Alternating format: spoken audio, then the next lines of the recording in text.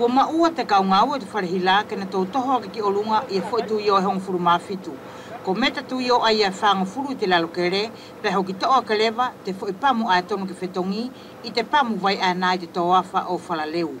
Pamu aia e na tuwhaki te vai ki hahake o ka mata i te mga wha a iholo o au ki te talavo a whala pe amu i hipoto te palau ki au mua. I te kua mahani te kaungau e ki te ukonga whea e na tau olo atu ai pe ki whalaleu. Ko te loto a aini, ko te loto a ku pupunu. Pea i taku hau peo whakasisionga tu mga aue, au sio e toka leleipe. Taka te mea pea tonu ke mahino ki te hai. Ko te umasini i e pe te temi. E tonu pea lewa ke maumau. Mole lewa haare tu umau i te lelei tu umau. I te uwhakamahino a te kaungau e, ko he ngau e whainga taa.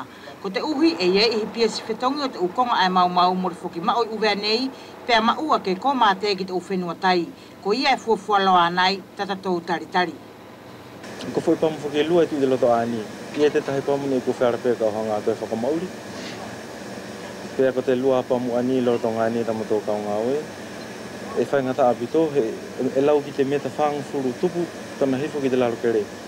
Pea ko tana toho ki e niki o runga, ko te utuio o ka mea whuki, e fuala e toa ka pe he tuio, ko te utuio me te toru, pea ma omo ke veteki, ko e lai Mikaela, e whainga taa pito, pea tuai.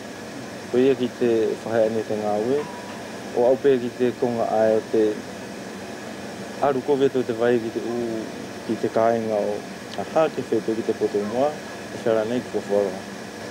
Ko mahino atu te mau o te pamu mo te more mau tonu i heni o te upia si whetongi. Ka longo he mea ke whea i tau nofu pe lao whakalongo. He kua tau ilo i furi ko te vai aunga au pito ki te tau mauri mo mea furi o te malama aini.